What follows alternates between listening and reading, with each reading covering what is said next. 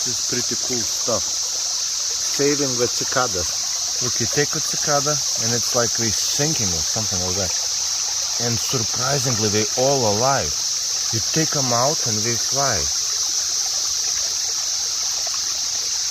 So they're meditating underwater. Look, they're all moving. And they under the water. In a waterfall. Maybe they want to be like that. Or maybe they're in trouble. But I was impressed that they're all alive.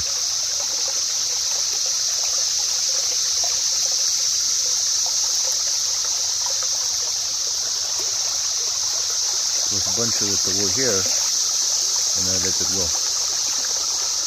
This is my spot. My feet massage. Because my feet requires the best.